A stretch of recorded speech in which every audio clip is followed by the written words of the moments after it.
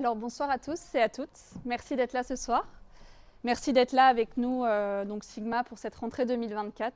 On est vraiment très heureux de vous voir aussi nombreux et nombreuses ce soir, avec Gilles Duteuil qu'on attendait du coup depuis longtemps. Certains l'ont déjà vu, le connaissent très bien, d'autres un peu moins. Donc vous allez avoir la chance de le rencontrer ce soir. Sigma, Sigma, c'est né du coup de deux étudiants qui étaient à l'IFEC comme vous, donc juste en face, donc Léo Rodrigo, qui ont pu du coup assister à des conférences, à des discours, des speeches de Kiro qui les ont inspirés, qui les ont touchés. Et ils ne voulaient pas garder ça juste pour eux. C'est pour ça qu'ils ont eu cette motivation, cette envie de créer Sigma pour faire venir des grands speakers et venir vous toucher et nous inspirer tous ensemble pour élever la profession en France et dans le monde. Donc Sigma, il y a un petit bout de chemin du coup que ça existe. On a déjà organisé plus de 100 conférences. Ça a rassemblé beaucoup d'élèves, beaucoup de gens. Beaucoup de séminaires également. Il y a eu une vente de table aussi récemment. Donc merci de votre confiance, merci de revenir à chaque fois. Il y a pas mal de messages qu'on a eu de votre part aussi suite aux séminaires, suite aux conférences, que ça vous a touché, que ça vous a changé. Et ça nous touche aussi parce que c'est pour ça qu'on le fait. Et nous, ça nous change aussi tous les jours de faire partie de Sigma et de faire grandir la Kiro ensemble en France.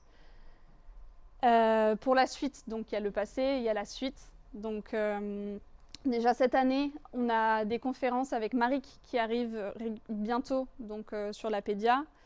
On a une conférence de présentation de techniques qu'on va organiser aussi.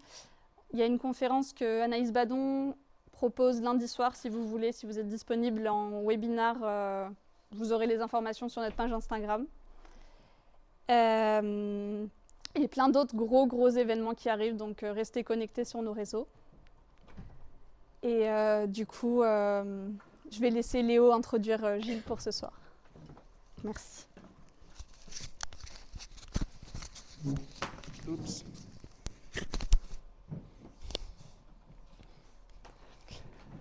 Donc merci pour l'introduction.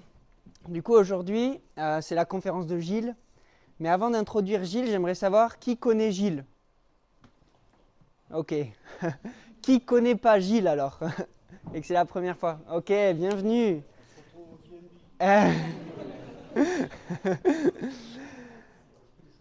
Yeah, c'est cool. Bon, vous allez pouvoir le découvrir alors. Et j'aimerais savoir, juste avant de commencer, qui est en première année ici? Donc ceux qui connaissent pas Gilles alors. Ok, qui est en deuxième année? Yes, vous êtes majoritaire, je crois. En troisième année? Ok. En quatrième année? Yes, quand même. En cinquième année? Et qui c'est qui est chiropracteur ici? Ah, presque Jessica. Bon, moi je suis chiro. Donc, bienvenue à tous.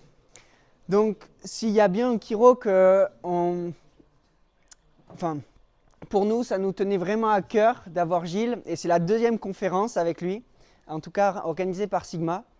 Et pour nous, pour chacun d'entre nous, Gilles, c'est quelqu'un qui nous a vraiment touchés en fait. Chacun d'entre nous eu un grand impact. On peut citer toutes ses qualités, mais pour moi, j'aimerais vous dire l'impact qu'il a eu.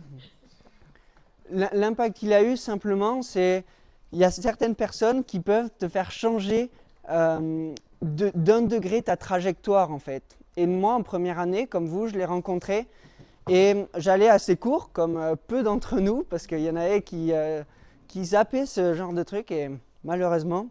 Mais je suis sorti de ce cours et en fait, ma trajectoire, elle a changé.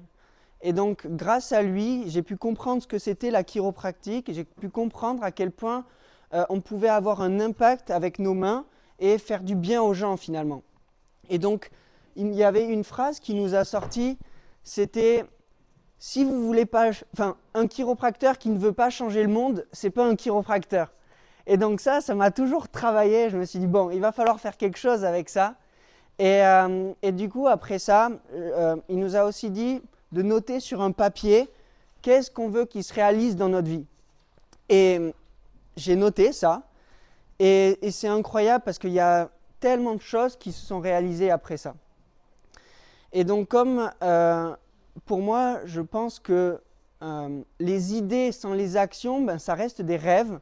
j'ai mis plein de choses en application. Et c'est à ce moment-là où j'ai commencé à faire des séminaires, à étudier, à faire plein de techniques, à aller voir des mentors. Et on a eu tellement un cadeau en recevant ça, on s'est dit, mais on ne comprend pas pourquoi il y a certains étudiants qui sont un peu tout flagada quoi, quand ils viennent à l'école, qui mangent pas, enfin voilà, qui ne sont pas animés. Et c'est là qu'on a créé Sigma pour partager au plus de gens possible en fait. Et donc à la base je devais présenter Gilles, mais simplement pour moi Gilles c'est juste un grand homme qui a un grand cœur. Il est passionné par la chiropratique et je pense que c'est quelque chose qu'il nous faut en fait. Que les gens passionnés, c'est ceux qui nous passionnent. Et donc c'est un peu ce qui s'est passé avec moi. Et voilà, un grand chiropracteur à Montignac, peut-être le plus grand chiropracteur de Montignac, du canton. Enseignant de SOT, vous allez tous le rencontrer lors de ces séminaires. D'ailleurs, ce week-end, c'est un séminaire SOT. Bon, ils sont tous complets, donc il faut s'y prendre un peu en avance. Et que dire de plus? Voilà. Donc merci Gilles d'être là, merci à vous tous. Et Gilles, attends, je te donne le micro.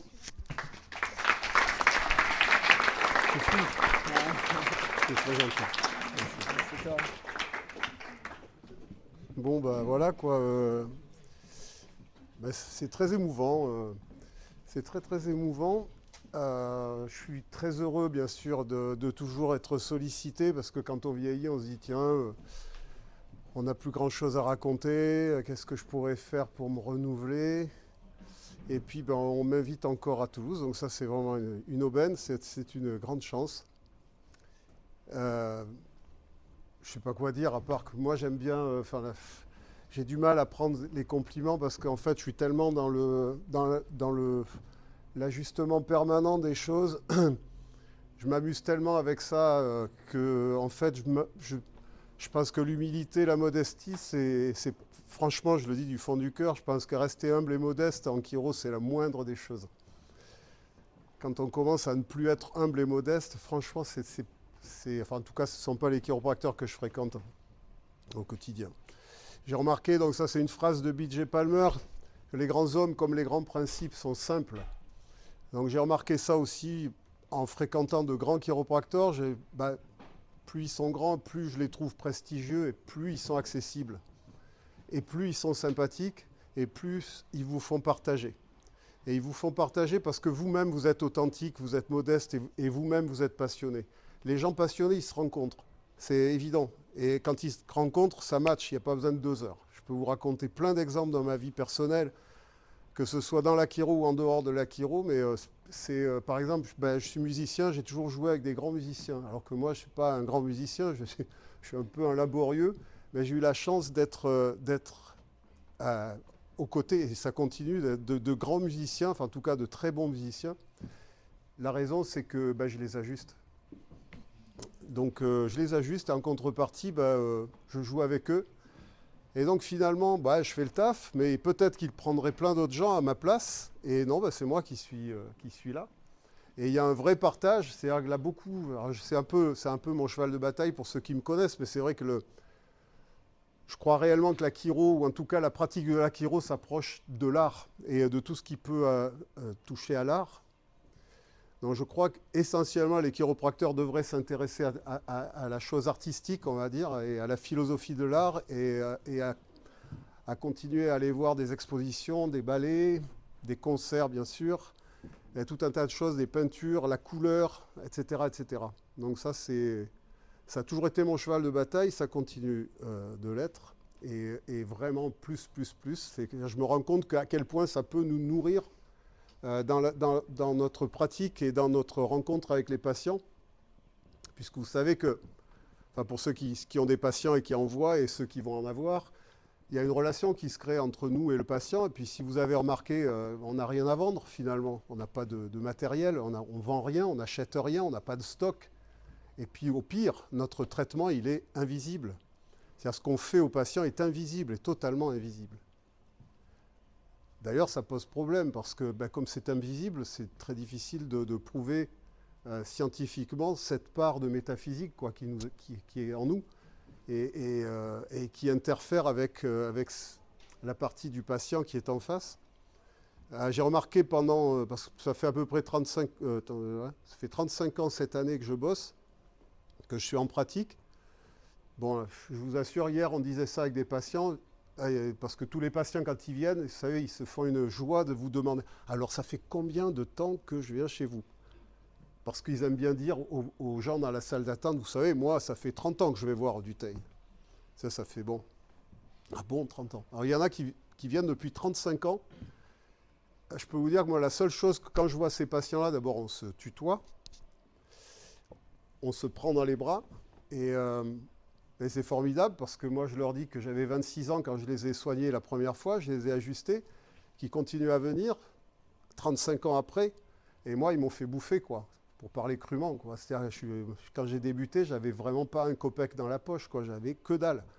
Donc c'est vrai que ces gens-là font confiance, vous font confiance, nous font confiance et me font confiance. Donc, et cette relation de confiance, comme ça, quand elle dure, parce que vous faites du bon boulot, parce que vous êtes vous-même, parce que vous êtes à nu, quoi, finalement, ça marche, quoi. Ça marche, et il n'y a pas besoin de faire des séminaires de communication à 2000 € le week-end. Je veux dire, il suffit juste que la vérité, ça soit sur votre table d'ajustement.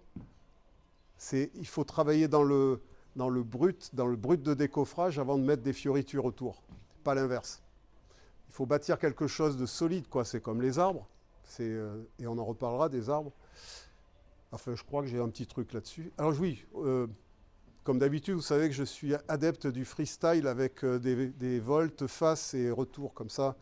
Donc j'ai préparé un diaporama que j'avais préparé pour Paris. Donc ce que j'ai expliqué, j'avais préparé pour une conférence de Paris. J'avais passé une semaine de boulot et je n'ai pas encore projeté une seule diapo puisque je suis parti sur un autre sujet. Il est probable que ça fasse ça ce soir parce que je crois qu'il y a 90 diapos. Donc je serai largement hors sujet. Donc je suis désolé pour ceux qui aiment bien l'ordre et la discipline. Moi j'aime bien l'ordre et la discipline, mais j'avoue que le chaos est intéressant parce que lorsqu'il y a chaos, il y a création derrière. Et c'est pour ça que moi j'aime bien, et vous verrez dans votre pratique, je ne vais pas jouer le père chiropracteur qui explique à ses enfants comment ça marche dans la vie, mais il y a un truc qu'on remarque, il y a des choses qu'on remarque, quoi. Ça c'est vrai que le côté paternaliste, c'est vrai que c'est un peu bizarre. Mais vous verrez à quel point tout ce que je vous raconte, vous allez absolument le vivre, et ça va être quelque chose d'assez extraordinaire. Je vais passer à la première diapo. Si j'arrive à faire marcher le truc, mais je crois que oui. Ouais, ça j'ai noté ça hier soir, parce que je me suis dit, tiens, je vais commencer par ça. Je vais commencer par ça parce que justement, l'invisible, la créativité, tout ce que je viens de vous dire, c'est-à-dire que vous allez voir qu'avec les gens, c'est ça que je voulais vous dire, en fait, vous allez voir que vous avez un style d'ajustement, vous allez voir que vous avez une personnalité, vous allez voir que cette personnalité et votre pratique, c'est exactement la même chose. Vous allez voir aussi qu'au bout de 20 ans, vos patients vous ressembleront, forcément, bien entendu. Mais ce miroir, il est parfois vachement impressionnant, vachement gênant. Vous savez, je vais vous dire, je vais faire un parallèle avec le chant, parce que j'en fais. Les chansons que vous aimez chanter, ne sont pas forcément les chansons pour lesquelles vous pourrez chanter. Ce n'est pas forcément celle-là que vous allez chanter, parce que votre voix ne le permet pas, tout simplement. Vous pouvez adorer jouer au rugby, si vous faites 1m60 et 42 kg, ça va être un peu chaud pour vous. Il y a des sports qui ne sont pas faits pour nous. Et vous allez voir qu'en chiro, c'est un peu ça. Il y a des techniques, des ajustements, des façons d'être qui ne vous correspondent pas. Et vous serez obligé d'en faire les frais, et vous serez obligé d'en faire l'expérience pour arriver à des conclusions. Mais surtout, ne soyez jamais, jamais, jamais triste de ça, ou handicapé parce que tout d'un coup, vous dites « Ah, mais moi, j'arrive pas à faire ça ». Alors que j'adorerais faire de l'émotionnel, du ci, du là. C'est pas grave, il y en a plein d'autres qui font ça, et puis vous pouvez faire plein d'autres choses sur la planète. C'est pas très important. Quand on sort de l'école, on a envie beaucoup de donner, d'expliquer, de faire plein de choses, etc. Et vous allez voir qu'au bout d'un certain temps, en fait, on revient à des choses qui sont très, très, très essentielles. Et celle-là, elle marche encore mieux. Ça, c'est formidable. Ça, c'est un truc que j'ai remarqué. La chiro, c'est dingue parce que quoi que vous pensiez de la chiro, quoi que vous fassiez comme speech, comme moi je fais ce soir, blablabla, blabla, la chiro, c'est comme ça pour moi, pour ci, pour ça. En fait, la chiro, elle marche pour tout le monde, quel que soit son discours. Les gens qui sont evidence-based ou qui sont complètement dans la preuve et qui veulent absolument ne rien faire tant que c'est pas prouvé, ok mec, la chiro, elle marchera quand même. Il va ajuster 2 segments, il aura des résultats. Le patient va bouger, sa neurologie va bouger, etc., etc. C'est pas grave. Et puis, il faut tout pour faire un monde. Donc, moi, ça me gêne absolument pas. Ce qui me gêne, c'est qu'on m'oblige à faire des choses que je ne veux pas faire et que des gens se mettent au pouvoir et aiment le pouvoir tellement qu'ils imposent après à la majorité des gens qui en ont absolument rien à foutre. Ça m'emmerde. Ça m'emmerde et c'est pour ça que le matin, je me lève aussi. C'est que, c'est un peu ce que tu disais tout à l'heure, Léo, mais c'est un peu ça. Si le matin, vous vous levez, vous allez au cabinet, je parle pas forcément. Si vous allez au je suis resté au cabinet toute la journée, mais je vous rassure, je ne suis pas malade. Si vous allez au cab le matin, nous on dit le cab, hein, à Montignac, parce qu'on est un peu chambrouille, quoi. On est, cab. Donc, si vous allez le matin au cabinet, que vous avez votre patient à 8h30 qui vous raconte des choses, que vous faites exactement des banalités, si vous faites toute votre journée, vous faites des choses qui sont sans vie, si vous n'utilisez pas ce patient-là pour en faire quelque chose, si vous ne rabâchez pas, parce que vous allez voir qu'en chiro, on rabâche toute la journée, on va expliquer ce que vous avez expliqué la semaine d'avant, le mec, il n'a rien pipé, il va falloir tout reprendre. Pourquoi? Parce que sans lui, vous ne pouvez rien, vous n'existez pas. Si vous êtes sur scène, vous êtes un très bon musicien, il n'y a pas de public, vous n'existez pas. Si vous faites de la peinture et que personne ne la voit, votre peinture, vous n'existez pas. Ou en tout cas, vous avez un petit plaisir solitaire, quoi. Hein, vous voyez ce que je veux dire. Et c'est quand même pas le top, quoi, dans la finalité. C'est vrai que le partage, c'est nettement mieux. Et ça, vous allez voir ça. Alors moi, j'ai un petit côté paternaliste comme ça, en vous disant ça, vous allez voir dans la vie, machin, enfin bon, bref. Mais c'est vrai que j'essaie aussi c'est pour ça que je viens souvent au contact des jeunes, entre guillemets, que en fait mes potes ont au moins 10 à 15 ans de moins que moi. Parce que je m'emmerde avec les vieux, c'est vrai qu'il y a des moments où c'est un peu pénible. Par contre, avec les vieux chiro, hein, je veux dire, parce qu'ils répètent toujours les mêmes trucs, mais en fait, je me rends compte que moi aussi. Donc voilà, cette première diapositive, cette première diapo, je vois ce que je crois et je crois ce que je vois. Ouais, c'est un peu le résumé de notre profession, quoi, finalement. Il y a des gens qui sont d'un côté et des gens qui sont de l'autre. Et si vous allez voir, si vous aimez un peu rigoler, vous allez voir la dualité en chiro, comment elle s'impose.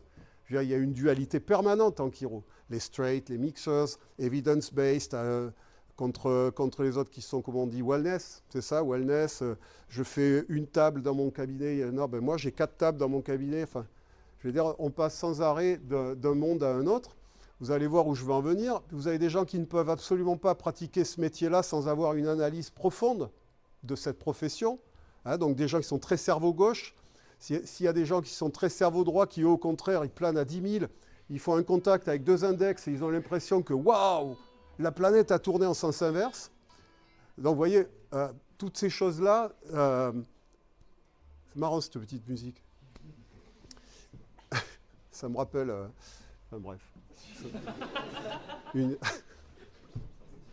Ça me rappelle une blague, hein, c'est l'histoire de le mec. Cerveau gauche, cerveau droit. Je suis evidence-based, non, moi, pas du tout, je suis de l'autre côté, etc., etc., etc. Bon, ben, on a quand même un truc qui est au milieu, qui s'appelle le corps calleux. Vous voyez à peu près ceux qui ont fait de la neuro, à quoi ça peut servir. Et puis, vous avez remarqué quand même qu'on a ce truc binaire, on a cette dualité qui est permanente dans la vie, à tous les niveaux. On a des forces qui construisent, d'autres qui détruisent. On a les hommes, on a les femmes, on a les chiens, on a les teckels. Non, c'est pas ça. Ça, c'est autre chose. On a les chiens, on a les chats. Ce que je suis en train de vous expliquer, c'est, ou en tout cas d'essayer de vous dire, c'est que pour être chiropracteur, il faut être au centre. Alors, vous savez, ça a à voir avec tous les gens qui vont vous dire « Ouais, j'ai mes chakras bien alignés. J'ai une chakrite, là, il est parti ici. Là. Une chakrite, c'est une inflammation du chakra. » C'est un peu dévié sur un côté. C'est une vanne, hein, c'est pas... C'est plouf, quoi. Donc, être équilibré, ça veut dire quoi? Ça veut dire qu'effectivement, on peut être équilibré aussi dans notre discours. Ça veut dire que la plupart des chiros qu'on peut connaître sont très modérés, sont très d'un côté et de l'autre. C'est-à-dire que, ben oui, on ressent des choses, et puis on essaie d'expliquer ce qu'on ressent. Ça, c'est tout à fait humain. Et puis, il y a des gens qui préfèrent aller dans des extrêmes en disant « Non, je ressens pas du tout ça ». Et c'est un petit peu ce qui me gonfle un peu en ce moment, excusez-moi le terme, mais c'est bien le mot parce que ça me fait gonfler vraiment, quoi. Physiquement, quoi. C'est tous ces gens qui prennent la chiro à leur compte et qui sont une minorité et qui amènent la chiro vers des choses qui ne sont pas vraiment, consensuelles ou en tout cas qui rassemblent ou fédératrices. C'est-à-dire qu'on a l'impression aujourd'hui qu'il y a des gens qui se sont emparés du butin et qui se barrent avec, quoi. Vous voyez ce que je veux dire? Mais toi, tu es en train de dire, mais non, on partage avec nous, on est là, nous. On est là. La deuxième chose qui me gonfle vraiment beaucoup, c'est tous les gens qui sont au pouvoir dans notre profession et en dehors de notre profession et qui ne font aucun cas des gens qui travaillent dans leur cabinet, qui, eux, ne font pas de politique hors cabinet.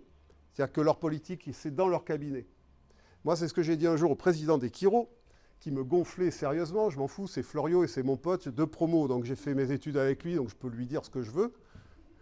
Et un jour, il me dit, oui, parce que nous, on fait ci, à l'AFC, on fait ci, on fait ça, c'est grâce à nous. Je dis, mais attends, mec, et tous les chiros de France qui bossent tous les jours et qui tous les jours font de la communication avec leurs patients, et puis pas une petite communication, là, c'est pas de la politique, c'est travailler sur les gens, c'est les aider à retrouver la santé, c'est passer des heures, finir à 9h le soir pour discuter avec des gens, parce que les gens, ils ont besoin de ça, ils ont besoin de s'exprimer, ils ont besoin d'être écoutés.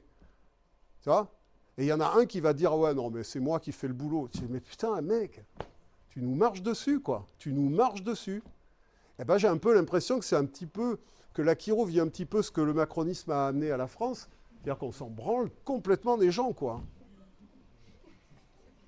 Est-ce clair? Je ne peux pas être plus clair. Et ce que je dis, je le pense. Ce que je pense, je ne le dis pas des fois.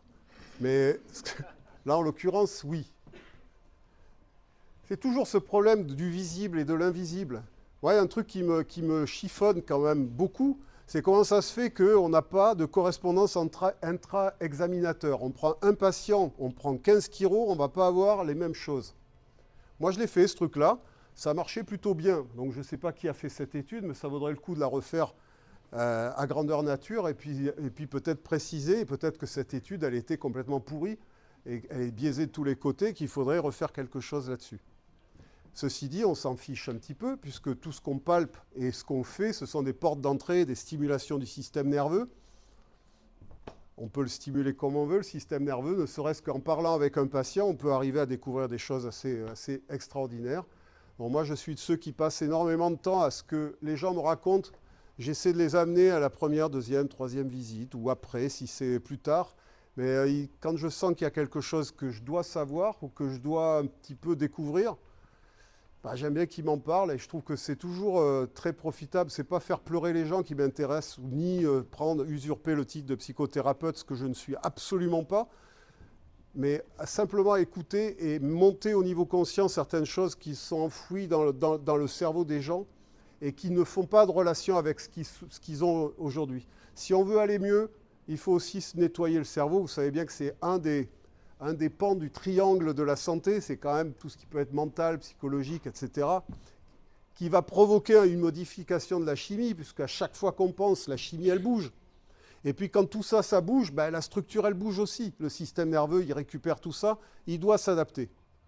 Donc ça, c'est vraiment très, très important d'axer aussi le discours qu'on peut avoir dans le cabinet à des choses qui sont, mais en béton armé, parce que ce que je vous dis, ça existe dans toutes les disciplines, ce triangle-là, le triangle de la santé, c'est pas chiro. C'est, je veux dire, toutes les professions qui ressemblent à la chiro, c'est-à-dire qui sont basées sur l'étude de la cause des pathologies, on va dire le plus possible. Vous vous rappelez ce que disait Hippocrate? Hippocrate, il disait, il y a des causes aux causes pour les maladies. Et puis, il y a des causes aux causes aux causes. Et lorsqu'il y a des causes aux causes aux causes, c'est que la cause, elle est spirituelle. Hippocrate. D'ailleurs, et vous savez, pour ceux qui m'ont eu en cours, que je parle d'Hippocrate avec une passion et avec, j'allais dire, un amour démesuré, je ne sais pas, il ne faut pas exagérer quand même, c'est quand même incroyable cette civilisation grecque, parce qu'il y a quand même, au niveau des mathématiques, vous vous rendez compte qu'on utilise exactement ce qu'ils ont découvert à cette époque-là, 500 avant Jésus-Christ, même 600 avant Jésus-Christ, et qu'on utilise encore les mêmes méthodes de calcul aujourd'hui. Pourquoi? Parce qu'elles fonctionnent, mais du feu de Dieu, quoi. Vous vous rendez compte de ça? C'est quand même fou, quoi. Et puis il y avait ce mec-là, quoi, Hippocrate, qu'est-ce qu'il a pu faire? Pythagore, si vous regardez un petit peu la vie de Pythagore, c'est quand même Archimède. J'étais à Syracuse pour aller voir, parce que je me suis dit, il faut que j'aille à Syracuse. faut que j'y aille. Vous vous rendez compte quand même, Archimède? Enfin bref. Moi, j'essaie de m'émerveiller pour plein de choses, donc je vais vous en parler tout à l'heure, je pense, oui, nature et environnement. Eh ben, on va en parler tout de suite. Michel Van Lequien, ouais, ça vous dit quelque chose pour certains, c'est ce monsieur qui a fait un livre qui s'appelle Le cerveau et nature. Cerveau et nature. Pub. Michel Van Lequien, Cerveau et nature.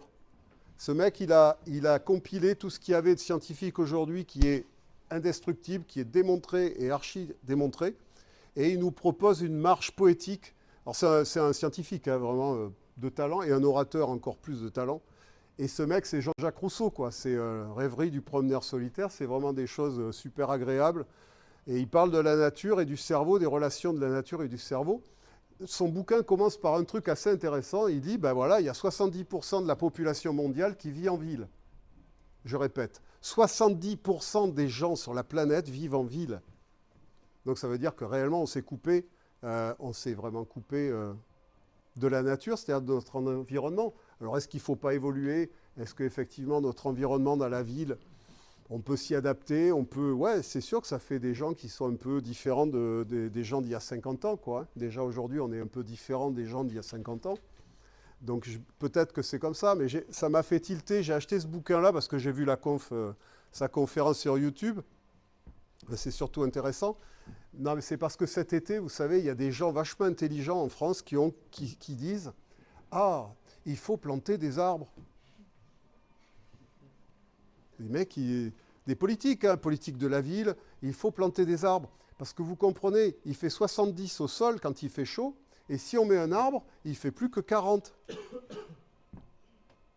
Là, il y a des mecs qui sont ingénieurs, quoi, qui font des trucs comme ça. Ils sont à des postes de pouvoir, de faire des choses, quoi. Et alors on te dit des trucs comme ça, quoi. L'eau, ça brûle. Enfin non, pas l'eau, ça brûle, justement. L'eau, ça mouille et le feu, ça brûle. Donc on te dit des choses comme ça assez extraordinaires. Les arbres. Et puis du coup, comme moi j'aime bien les arbres, je suis tombé sur cette conférence. Donc je vous invite à lire ce livre parce qu'il y a aussi Croiser le regard d'un animal. Il y a pas mal de choses comme ça qui sont intéressantes. L'interaction avec l'animal. Et lui, il te raconte ça vraiment d'une manière très poétique. Donc pour ceux que ça intéresse, franchement, allez-y. Vraiment, allez-y, parce que c'est un mec qui est très... Non, je peux... Enfin, vous me la laissez là. Pas trop loin, sinon. Merci. Bien. C'est bon. L'invisible et le visible. Alors c'est pareil, c'est pour ça je vois ce que je crois ce que je vois.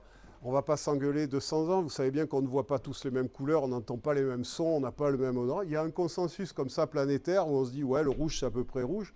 Enfin, il y a bien des gens, dont moi, le vert et le bleu, j'ai vachement de mal, quoi. Hein, je ne vous cache pas. Donc à chaque fois, ça me tilte. Je me dis, mais comment ça se fait que mon œil ne perçoit pas ce que les autres perçoivent? Et il y en a, ils perçoivent encore autre chose de différent. Mais pareil pour les oreilles, donc pourquoi pas pour la chiro, quoi. Hein. Est-ce que ma chiro, ça ne serait pas quelque chose qui est unique? Est-ce que ce que je perçois du patient, ben, ça me regarde et je fais mon truc comme ça? Et puis aussi prendre en compte que les gens, quand ils viennent chez vous, ben, ils sont un peu sur la même vibration que vous quand même. S'ils restent avec vous, c'est que quelque part, leur vibration et la vôtre, ça fait quelque chose, quoi. Vous savez, c'est difficile aussi parfois de se mettre au diapason, et j'emploie vraiment ce terme, donc du coup, puisque c'est la vibration, mais se mettre au diapason des gens, c'est pas évident, c'est un vrai job qu'on a choisi nous. Tous là. Parce que bon, même si vous êtes en première année ou vous êtes en 10e année ou en 35e année, le problème et la problématique, elle sera toujours la même. Hein. Moi, je ne me sens pas plus chiro que ceux qui sont en première année, puisque le choix d'être chiropracteur, pour moi, il vient de bien longtemps en avant. Il y a comme une nécessité, si vous voulez. Après, moi, je ne veux pas vous raconter ma vie, mais il y a quand même quelque chose comme ça qui est de l'urgence. D'aider les gens et de transmettre. Moi, je sais pas, il y a un moment, tu prends pas ta bagnole pour faire 6 000, 7 000 bornes par mois pour aller faire des conférences et dire tu fais ça pour ton nombril. Moi, je gagne rien, ça me fait rien gagner. Voilà. c'est pour ça que ça m'émeut beaucoup quand on me dit, bah tiens, ça nous a vachement aidé ce que tu nous as raconté. Ben moi, je me dis, mission accomplie, c'est cool. Voilà, je me suis pas bougé l'arrière-train pour rien et je suis super content que ça puisse intéresser des gens, tu vois, parce que si tu montes sur scène et si tu racontes des trucs et que tu es barbant, ben voilà, il faut un mec qui te tape sur l'épaule en disant, bon, tu vois, ça me fait penser à Renaud, quoi. Tu vois, le mec, tu as envie de dire, écoute, mec, non. Voilà.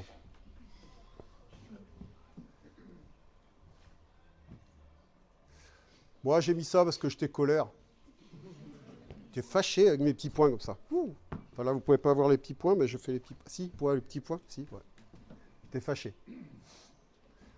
Le thème de la conférence, j'ai humblement, j'ai appelé ça un peu quelle est la place du chiropracteur dans la société. Bon, ouais, je veux dire, je crois qu'il a lancé le truc, fallait pas, mais il a lancé.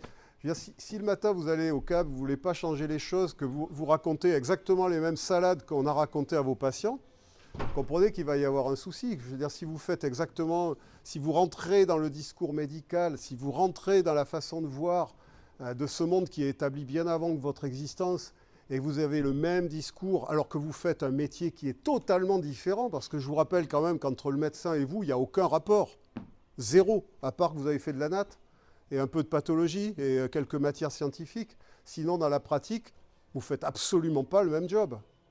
Le médecin, il fait quoi finalement, au final? Qu'est-ce qu'il met sur son petit papier avec un truc que vous êtes obligé d'aller à la deuxième boutique pour aller acheter le produit, puis après vous avez une troisième boutique qui s'appelle la Sécu qui va rembourser tout ce que vous avez bouffé là. Ben, nous, on ne donne rien, nous, on ne vend pas, on n'a rien à vendre, quoi. Je veux dire, quand les gens me disent, wow, ben, vous n'êtes pas remboursé par la Sécu, moi je réponds, je dis, ben, pourvu que ça dure. Pourvu que ça dure. Qu'est-ce qu'on a à faire là-dedans? On n'a pas de trucs à acheter, à vendre, à être remboursé, avoir du 10%, un discount. On ne fait pas le même job. Et encore une fois, ce n'est pas une critique. Moi, j'ai rien contre personne, à part ceux qui nous dirigent, qui me gonflent. Mais je veux dire, les médecins, ils donnent de la chimie pour traiter les gens, point. OK. Et puis, ils réfèrent.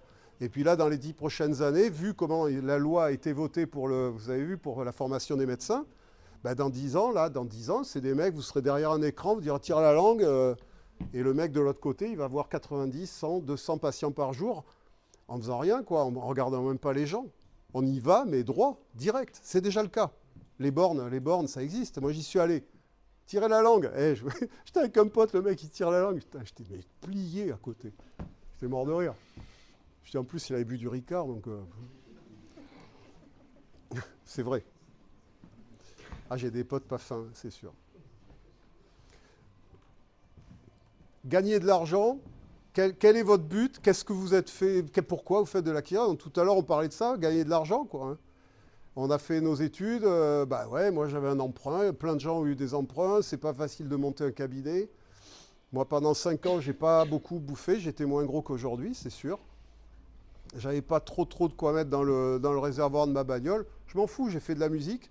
C'est là où je me suis dit, bah voilà, je fais de la zik, je me suis trouvé des groupes. Puis j'ai fait du baloche, quoi. Je faisais du baloche rock quand on faisait des reprises, et puis voilà. Et ben, je mangeais avec ça. Et mon cabinet, le peu de patients que j'avais, je finissais à 0 le mois, quoi.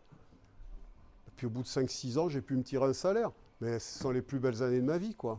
C'est quand on n'a rien qu'on est heureux. Après, quand tu peux t'acheter une bagnole et que tu peux t'acheter, acheter, consommer, acheter, c'est épuisant, quoi. C'est épuisant. Non, sérieux. Sérieux, je pense réellement que c'est très important d'avoir cette paix intérieure, se dire que, voilà, que tout ce qu'on a, c'est grâce à la chiro, que tout ce qu'on possède, tout ce qu'on... Ah, vous vous rendez compte, moi j'ai nourri 5 bouches, j'ai fait grandir une famille, j'ai acheté une baraque, j'ai ci, j'ai là, avec mon job, quoi. Et je vous garantis qu'à l'époque, c'était pas comme vous. Pour monter un cabinet, il fallait en faire, hein, parce qu'on n'était pas reconnu, parce que les gens venaient en pensant que... il y avait une forme comme ça de mystère, de mysticisme autour de la profession, qui perdure, hein, d'ailleurs. Les gens, ils ne comprennent pas du tout ce qu'on fait, il ne faut pas croire. Hein. Ils pensent qu'on est... La plupart, vous avez entendu ça, vous êtes des magiciens, vous savez. Ah, vous êtes un magicien, vous, hein. Ouais, c'est ça. Ou un charlatan. Hein. Ça dépend qui on... Moi, je les invince, ceux qui me prennent pour des charlatans. Ou un charlatan. Non, je m'en fous, en fait. Ça m'a toujours plu. Moi, on m'a appelé le sorcier au bout d'à peu près une semaine. Moi, j'aime bien un sorcier, ça va, c'est bien, c'est parfait. D'ailleurs, je suis allé faire un séminaire de sorcellerie en Italie et c'était extraordinaire. Extraordinaire. Alors, j'y suis allé, moi, en me marrant, quoi, en me disant, allez, bon, allez, goulou, goulou.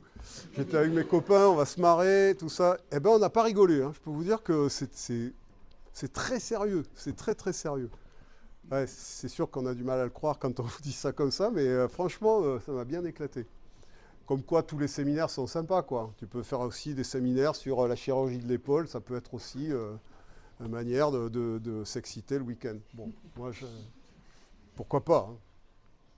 Gagner de l'argent, donc bon, l'argent, franchement, moi, ça n'a jamais été mon moteur. Je crois que Jean-Paul Pianta disait ça. Jean-Paul Pianta, 3 fois milliardaire, quand même, et qui te dit, moi, j'ai jamais bossé pour l'argent, et je peux vous dire de source sûre que c'est vrai. C'est vrai. Tu gagnes, tu prends, tu ajustes, ça tombe, tu regardes dans ta caisse, tu dis, waouh, j'ai tout ça. Moi, les premiers salaires que je me suis tirés, mais je trouvais ça astronomique comme somme. C'est l'équivalent de 800 €, tu vois. Je me dis, waouh, 800 balles, waouh. Je peux aller là, je peux faire ça, je peux faire ça. J'ai investi ça dans la chiro, comme ça, c'était pas mal. Alors ouais, on peut choisir la chiro pour gagner de l'argent, mais pourquoi pas? Ce que je veux juste vous dire, c'est de retravailler beaucoup ce côté créateur, ce côté artiste qui est en vous, et qu'on soit artiste ou pas artiste, ou qu'on croit qu'on l'est ou qu'on ne l'est pas. Je crois sincèrement, je parle de cette partie de créativité. Je veux dire, le patient, il vient avec sa matière première. C'est lui la matière première, c'est une matière première humaine. Et nous, on est là avec ce qu'on est, quoi. On va créer une relation, on va sentir les choses, on va aller vers des directions, et puis on a un savoir-faire. Un savoir-faire. Et je peux vous garantir que la chiro, ça fonctionne en faisant des choses simples comme des choses compliquées. Franchement, vous n'aurez pas les mêmes patients. Moi, il y a des patients que je ne sais pas ajuster parce que je n'ai pas l'outil. Il faut un outil neurologique. Je vous donne un exemple tout simple. Aujourd'hui, vous savez qu'il y a énormément de commotions, enfin, en tout cas, les commotions cérébrales sur les terrains de sport, vous voyez, ou sur les accidents de bagnole. Maintenant, on a reconnu, on voit ce que c'est de plus en plus.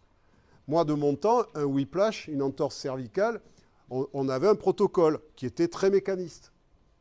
Aujourd'hui, on sait très bien que quelqu'un qui a eu un coup de fouet, un coup du lapin, une entorse cervicale et une commotion cérébrale, on sait que ce qui marche le mieux, c'est la chiro neurofonctionnelle. C'est-à-dire les gens qui font ça. Donc moi, je réfère mes patients vers ces gens-là qui vont retravailler sur les réflexes, qui vont travailler sur les yeux, qui ont un staff avec des orthoptistes, avec etc., des rééducateurs, des gens qui travaillent sur la neuro.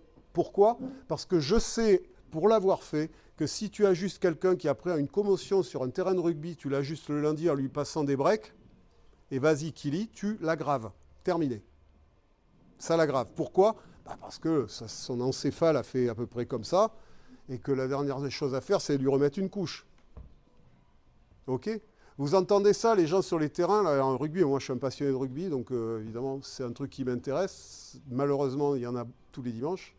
Mais les mecs, tu les laisses comme ça, ils vont voir le neurologue. Le neurologue, il dit, ouais, c'est bon, tu arrives à marcher comme ça. OK, c'est bon, tu joues dimanche.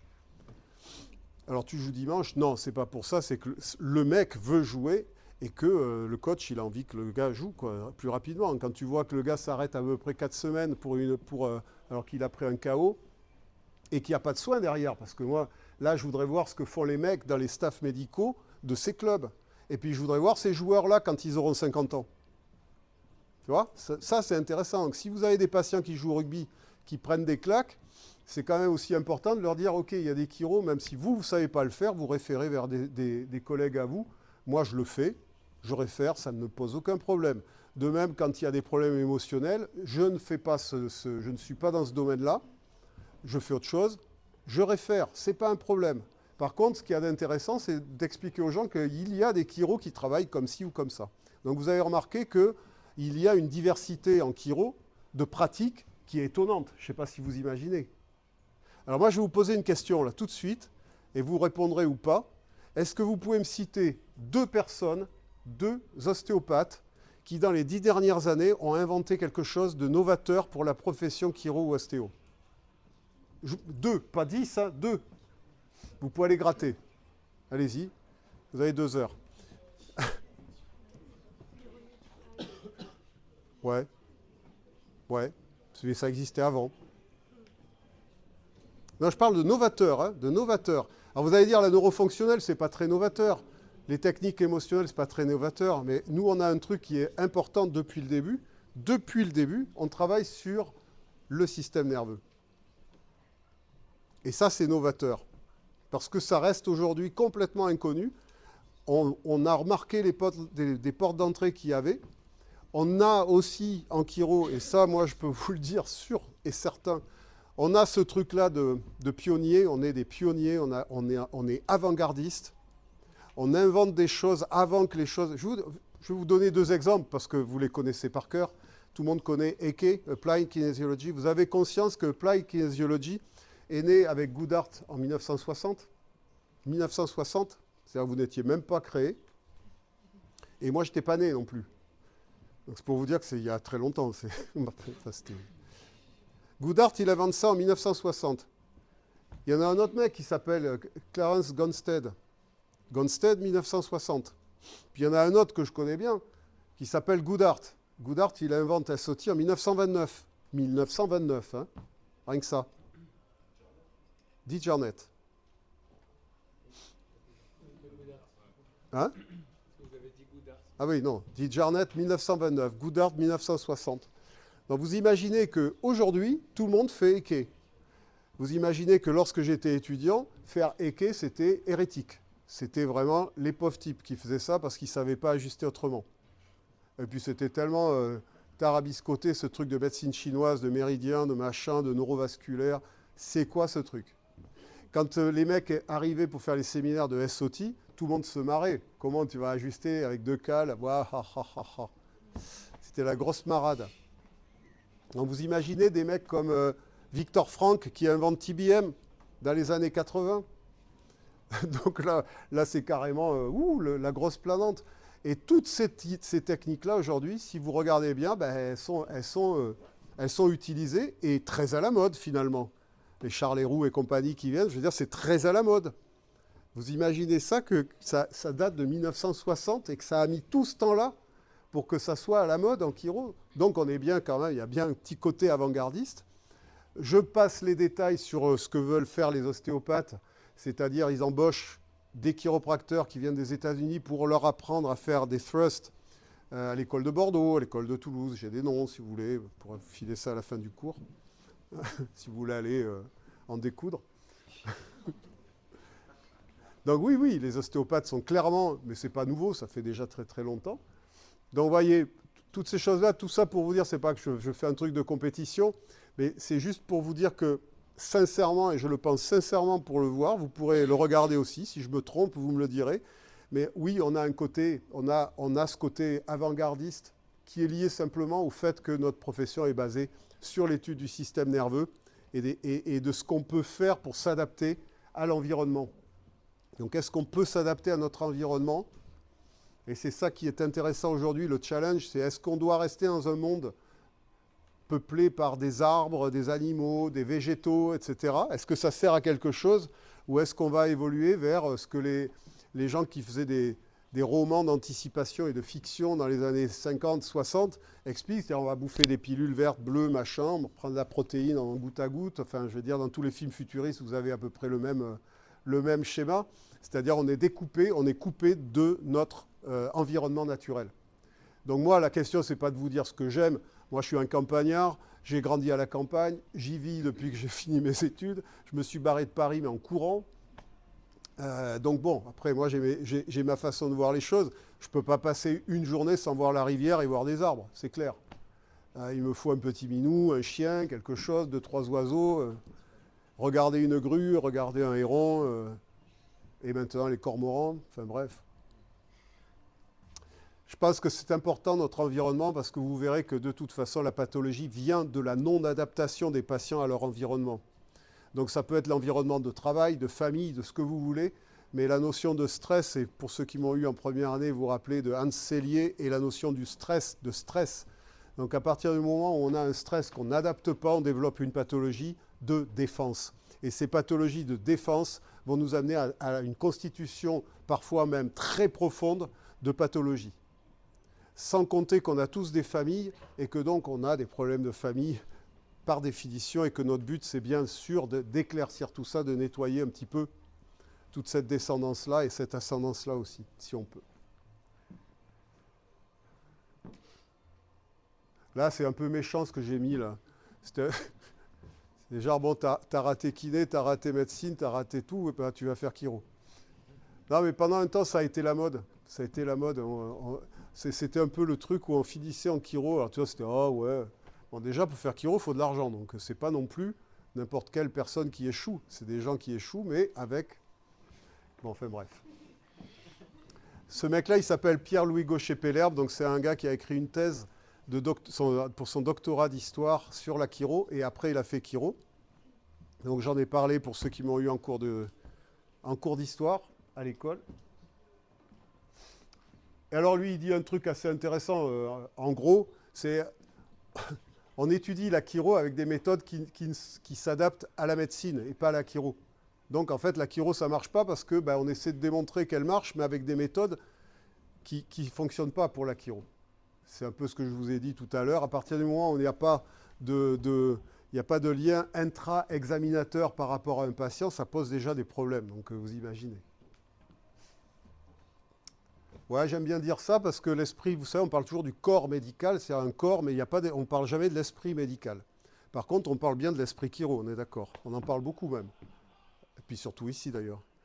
Donc l'esprit chiro, c'est un petit peu pour vous dire que, ouais, vous savez, des gens qui rigolent par rapport à l'intention, c'est tellement banal, quoi. Avoir une intention, avoir une idée, avoir une volonté, parler avec son cœur, tous ces trucs-là, on a l'impression que c'est galvaudé, que c'est rigolo, mais vous allez vous rendre compte que c'est que ça qui fonctionne. Je veux dire, si vous parlez avec votre cœur, et ça s'apprend, c'est pas dans les livres, et c'est pas dans les séminaires, ça s'apprend sur le tas, en essayant de ne pas se raconter de salade, et de se voir réellement comme on est, et d'aller au bout de ce qu'on est, et de se raccrocher à ce qu'on est aussi, parce que souvent on se barre. Et si j'ai un petit conseil à vous donner, votre petite voix intérieure, vous savez, là, celle qui vous dit non, non, non, non, non, fais pas ça. Et vous vous dites, ah, c'est bon, j'y vais. Vous savez, et que ça ne marche pas d'ailleurs. Il faut toujours écouter ce qu'on a envie de faire. Franchement, faites-vous confiance. Que ce soit vos réussites comme vos échecs. Moi, je l'ai toujours fait, j'ai toujours dit merde aux autres. J'ai toujours fait ce que je voulais. Je me suis ramassé lamentablement un paquet de fois, et c'est pas fini. Et puis parce qu'on a aussi des défauts, on a des qualités, on a les qualités de ces défauts. Enfin, je veux dire, tout ça, c'est mélangé. Et l'évolution dans votre pratique, eh ben, ça sera aussi votre évolution en tant qu'humain, quoi. Et ça, c'est vraiment quelque chose d'extraordinaire. Enfin, je veux dire, moi, si c'est à refaire, je le fais 1000 fois. Et je fais ce job-là parce que j'en connais pas d'autres qui puissent apporter ça. Probablement que si. Mais on touche quand même. Vous vous rendez compte de ce qu'on est capable de faire une fois qu'on a notre diplôme de chiro. Vous voulez faire de la biologie, vous faites de la bio, des sciences, vous voulez faire quelque chose de complètement évaporé, vous voulez travailler sur la phytothérapie, les huiles essentielles, la médecine chinoise, ce que vous voulez, ça va vous parler. Vous saurez faire, vous serez dedans. C'est quand même assez incroyable comme job. Et puis plus vous allez ajuster de patients, plus votre main va percevoir des choses, plus vous aurez faim de trouver les clés, de vous confronter à ces choses-là. Ça, c'est quelque chose, moi, personnellement, qui me fait lever le matin. Et franchement, il y a tellement de fois où j'ai plus envie d'aller bosser parce que c'est fatigant. Mais moi, j'ai été de cette génération où on nous disait que, voilà, si tu ne vois pas beaucoup de patients par jour, c'est que tu es un tocard, quoi. Donc, de l'époque de Mersman, Pianta, qui sortait de la Palmer en 1970, c'était à peu près 100 visites par jour. En dessous, tu étais un tocard. Alors, le monde a changé parce que ce n'est pas le nombre qui fait la qualité, etc. Mais moi, j'ai commencé à bosser en me disant, voilà, en dessous de 30, je suis mort, quoi. Donc, je voyais 36, 38, 38, 40 visites par jour. Et j'ai essayé de faire ça pendant plus de 25 ans. Alors, ça épuise, hein, parce que c'est, en fait, moi, ma façon de bosser et celle des mecs des années 70 en chiro, c'est pas la même. Je veux dire, c'est pas un toggle et au suivant, un toggle et au suivant. C'est quand tu commences à faire certaines techniques comme SOT ou Eke, tu testes. Et tester, ça prend un peu de temps quand même. Il y en a un qui, moi, a été la personne, l'extraterrestre que j'ai pu fréquenter, paix à son âme, c'est Pete Serrou. Pete Serrou, je suis allé le voir bosser parce que je me suis dit, c'est pas possible, voir 100 visites en faisant Eke, 100 visites jour en faisant Eke, Et puis, ben ouais, ben là, j'ai vu le champion du monde de rapidité et d'équé. Bon, ben, il est mort d'une crise cardiaque aussi. C'est-à-dire qu'on paye aussi certaines choses. Mais le Zidane de la chiro, quoi. Incroyable. J'ai jamais vu ça de ma vie. Quand je suis rentré, je me suis dit, bah, ça existe. Si, ça existe, et avec la qualité. C'est-à-dire, il y a la quantité, mais il y a la qualité. Et pour ceux qui ont fait ce séminaire-là, First Visit, je ne sais pas s'il y en a qui ont fait le séminaire Pizzerou, non, avant son décès, c'était un génie, quoi. L'esprit chiro, gardez tout le temps dans votre tête certaines idées, et comme tu disais, les idées sans action, bah, c'est du rêve. Alors ayez des rêves, mais voilà, il y a un moment, il faut vous dire que c'est possible. Il faut vous dire que c'est faisable de faire ce qu'on a envie de faire aujourd'hui. De ne pas ressembler à, et de pas flipper, parce que c'est anxiogène. D'avoir envie de faire quelque chose et d'aller contre le système, et se dire, oh là là, ouais, mais c'est pas comme ça que je devrais faire. Et ben, vous allez vous rendre compte qu'il y a plein de chiros qui sont là, installés déjà depuis des décennies, que ce soit en France ou ailleurs. Ben, vous allez aller les voir, et ils vont vous dire, allez, viens boire un coup, détends-toi, tu vois, c'est pas grave, regarde. Toi, tu vas dire, ah bah ouais, tiens, ben, ouais, ça j'aimerais bien, ça j'aimerais bien. Donc ça, c'est important aussi d'aller voir. Et moi, c'est pour ça que je me levais aussi le matin, c'est là pour venir ici à l'IFEC, humblement, parce que je vous garantis qu'il y a un paquet de fois où je suis venu ici et arrivé à Montauban, je me disais, mais qu'est-ce que je suis venu foutre là? Mais toi, c'est vraiment une dilatation du nombril que je cherche, où je me prenais... Pour qui tu te prends, quoi? Pour qui tu te prends? Franchement, je vous le dis, je dis pas ça pour faire une belle phrase, c'est réellement ce qui m'a animé tout le temps, c'est me dire, non, j'y vais parce qu'il faut que j'y aille, quoi. Faut que j'aille leur dire que ça va pas. Ça peut pas être comme ça. Levez-vous. Il faut y aller, quoi. Je veux dire, on a quelque chose à revendiquer. On a aussi à présenter aux gens, et c'est fini, non? J'ai pas beaucoup...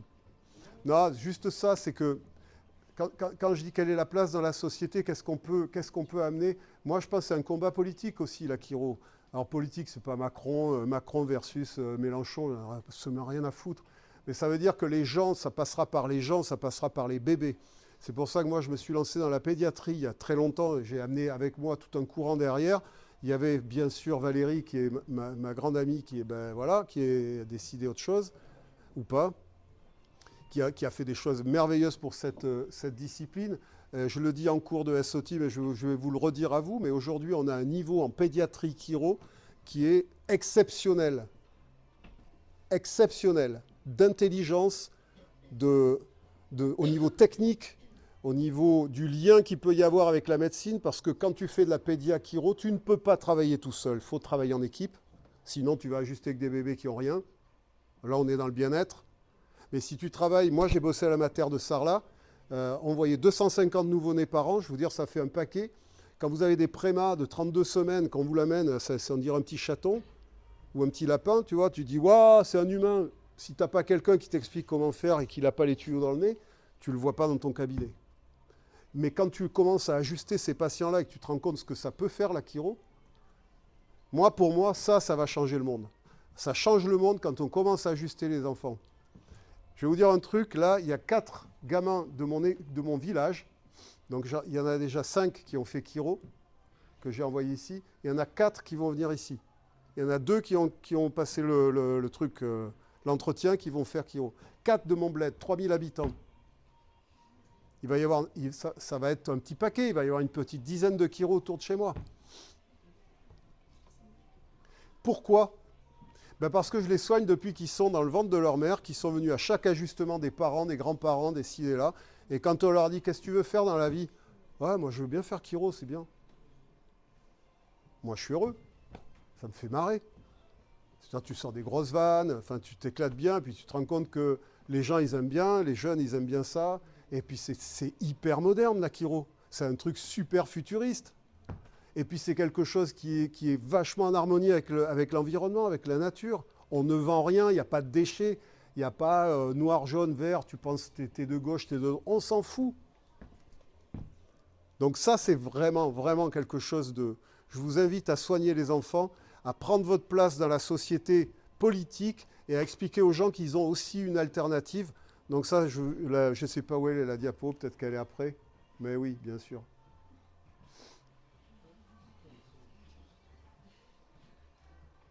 Bref, on s'en fout. Pourquoi je suis devenu chiro? Parce que. Donc ça, c'est important d'expliquer à vos patients qu'il n'y a pas que le système médical, qu'on peut avoir une alternative. Alors, ce que je pèse mes mots, c'est-à-dire que je ne suis pas en train de vous dire la chiro va soigner des maladies. Je pense que c'est la plus grosse erreur que les chiropracteurs ont fait au début, à la création de la chiro, donc Didi Palmer, parce que c'était l'époque aussi. On trouvait des méthodes qui pouvaient soigner les gens. Et Didi Palmer était d'une honnêteté là-dessus, sans faille. Après, il a des défauts sans faille aussi, avec grosse faille. Mais sur le fait qu'il était vraiment persuadé d'avoir trouvé quelque chose qui pouvait soigner l'humanité, bah, la preuve qu'il n'avait pas tout à fait tort, puisqu'on est là aujourd'hui. Et si on est là aujourd'hui, c'est un peu grâce à lui et à son fils quand même, hein, mine de rien. Donc ça aussi, rendez hommage aux vieux, parce que pour que vous soyez là aujourd'hui, il faut qu'il y en ait eu avant vous qui vous ait fait le truc un peu à l'intérieur. Ce que je dis souvent aux gens qui bossent chez moi, parce qu'ils arrivent, ah ben voilà, quoi, au bout de 2 ans, ils ont plein de patients. Ouais, moi, ça fait 35 ans que je bosse pour qu'ils aient des patients dans mon cabinet quand ils viennent. Parce que les gens, ils ne viennent pas comme ça. Ils viennent parce qu'il y a un soin, il y a une qualité de soin, quoi. Il y a une manière d'être aussi. Donc, ils viennent rechercher ça un petit peu, quoi. Il y a un minimum syndical, quoi. Donc, voilà, il faut expliquer aux gens que le système immunitaire, ce n'est pas forcément ce qu'ils ont appris à l'école. Qu'une sciatique, ce n'est pas forcément ce que dit le médecin, c'est-à-dire qu'il va se focaliser sur un disque avec une fibre, un annulus fibrosus, avec un nucléus au milieu. Oh là là, oh là là, oh là là. Il y a peut-être aussi une personne autour du disque. Moi, c'est ce que je dis souvent. Je dis, putain, mais levez le nez, on va pas rester notre vie sur un disque intervertébral. Ça va. C'est de l'arthrose. Waouh, belle affaire. Vous comprenez? Toutes ces conneries qu'on nous balance, qui sont en fait, c'est du vocabulaire. C'est pas forcément... Je critique, hein, mais c'est une critique, mais une critique pour expliquer que, brutalement, on peut aussi décider de se soigner en bouffant des plantes, en faisant des tisanes, en utilisant l'aromathérapie, en allant voir un médecin ayurvédique, en faisant du yoga, en faisant de la marche, machin truc, en se faisant nettoyer le cerveau de toutes ces constellations familiales qu'on trimballe depuis des générations, que toutes ces choses-là vont avoir des répercussions positives sur la santé. À partir du moment où le système nerveux se retrouve dans un environnement dans lequel il est heureux, il est bien et il se repose, on arrête d'être en défense. La défense, c'est la première chose que le corps humain va faire, va produire pour se protéger. Ok, se protéger de quoi? D'agression. Eh bien, arrêtons de nous agresser. Arrêtons, ou au moins essayons de trouver ou de positionner ces patients dans un moment de béatitude, de bien-être, d'être rassuré, d'être un petit peu pris comme ça. Moi, je vous garantis que le côté yeah, big hug, tu vois, c'est quand même, il y a un moment, il faut que ça ait du sens, quoi. Quand on touche les gens, il faut que ça ait du sens quand même. Vous touchez les gens, vous allez les envelopper, vous levez une jambe. Putain, vous êtes quand même dans une sorte d'intimité quand même. Quand vous faites du viscéral, s'il y en a qui en font un jour, que tu commences à tripoter le ventre, que le patient, il est là un peu, puis tu vois ses yeux, on dirait, tu sais... On dirait les têtes à claque, là, tu sais, avec les yeux qui font comme ça, là. Et le patient, il va se libérer, il va raconter des choses. Ça, c'est très important pour moi, c'est vraiment quelque chose qui est fondamental pour moi, c'est d'expliquer aux gens, de revenir à une façon de se soigner qui ne coûte pas beaucoup, mais qui demande au quotidien d'avoir une attention particulière. Une attention particulière. Je vais ménager mon système nerveux, je vais ménager mon système émotionnel, j'arrête de m'agresser, etc., etc. Et peut-être que pour arriver à ça avec vos patients, et c'est le cas, il va falloir le rabâcher, le répéter, être gentil avec eux. Se rendre compte aussi qu'il y a un timing. Je ne parle pas de ça, mais la notion de timing. Les gens, ils ne vont pas aller mieux comme ça. Des fois, il faut 15 ans. Et puis, des fois, ils vont mettre toute leur vie pour aller mieux. Parce que c'est ce qu'on a à faire sur la planète, aller mieux. C'est quand même pas évident. On arrive en sachant qu'on va mourir. Putain, tu arrives sur Terre. T'imagines, tu prends un petit bébé, tu dis, hey, tu sais, tu vas mourir, toi. Ouais, ben en fait, c'est ça, en fait. Mais tout ça va rester inconscient. Tout ça, il y a la philosophie, il y a pas mal, la psychothérapie, il y a beaucoup de disciplines qui s'intéressent à ce sujet qui s'appelle l'entropie, qui est en fait cette force qui va nous amener vers une dégradation de notre système parfait. On est fabriqué d'une manière incroyable et pourtant, l'issue, elle sera fatale, on va pourrir, quoi. Et ça, c'est génial parce que pendant ce temps-là, toute notre vie, on va essayer de produire quelque chose de génial qui s'appelle la vie. C'est-à-dire partager des bons moments, c'est-à-dire se sentir bien sur ses articulations. Et vous allez voir à quel point le corps humain peut permettre d'aller mieux, c'est fou. Moi, j'assiste à des trucs incroyables. Incroyables. Tu as juste des patients, alors il faut prendre le temps, il faut être humble, il faut être modeste. Et puis des fois, tu te ramasses parce que tu ne sais pas le faire ou parce que tu es à côté. Mais quand ça fonctionne, que tu as des patients et que ça fonctionne à beaucoup de pourcents, quand tu vois ces patients-là qui reviennent en disant « vous avez vu mon genou ?» et que tu regardes la radio, tu dis « c'est impossible qu'il marche. C'est pas possible. » Bah si, il marche. Pourquoi? J'en sais rien. Je ne sais pas. Ce que je sais, c'est que je le vois. Et puis ce que je sais, c'est que le patient, il a la banane, il pleure. Et il te dit, mais vous vous rendez compte? Vous vous rendez compte, ça fait 3 ans que j'ai mal. Ça ne vous étonne pas, ça, que moi, je vois la moyenne de mes patients, je fais beaucoup de low back pain. Les gens, ils viennent, ils te disent, oh, ça fait 3-4 ans que je me traîne, c'est une horreur, j'ai une sciatique à gauche, à droite. Tu fais 2 ajustements, le mec, il te dit, putain, mais c'est nickel, j'ai plus mal. Ça vous épate pas, ça? Alors, dans un premier temps, tu dis, ça va, il me raconte des trucs. Ouais, tu sais que les gens, comme ils disent, j'ai plus mal, mais en fait, j'ai mal. Donc, tu poses des questions. Tu dis, oui, vous avez, ouais, j'ai encore un petit peu mal. Ah, tu dis, ok. Oui, sauf que quand il te dit, c'est à 45% mieux, au bout de 2 séances, ça fait 5 ans qu'il a mal. Ok. Dont acte. Moi, pour moi, ça me va. Et ça me fait lever le matin, et ça me fait dire, ah, monsieur Lambert, il vient à 16h cet après-midi. Yes, il va reprendre. Et ça me fait lever le matin, et ça me fait dire, ah, monsieur Lambert, il vient à 16h cet après-midi. Yes, il va reprendre sa charge. Je vais lui remettre un petit truc dedans quand même. Et petit à petit, le patient se remet debout, son adrénaline revient. Il commence à avoir des idées un petit peu plus claires parce qu'il se dit, finalement, je ne suis pas mourant, quoi. Je peux faire encore des choses à 60 balais, quoi. Je peux encore bouger. Et puis quand ils ont 80 ans, je peux faire encore mon jardin. C'est ça qu'on fait. On permet aux gens d'aller faire leur jardin. C'est beau ça, non, comme métier. Je crois que c'est à peu près tout. J'avais bien sûr un diaporama avec plein de choses à vous raconter sur l'histoire de la chiro en France, comment elle s'est implantée. Et bien sûr, je suis passé à côté. C'est pas grave, j'espère que je ne vous ai pas trop ennuyé.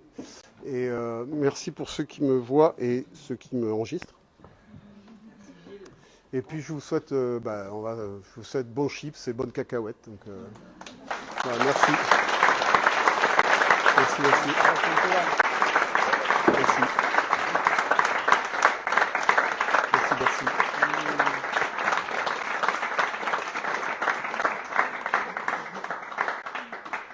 C'est pas fini, Gilles, il est encore là pendant encore quelques minutes. Donc il va faire très peu parce qu'à 21h, pétante, il est dehors. Ouais.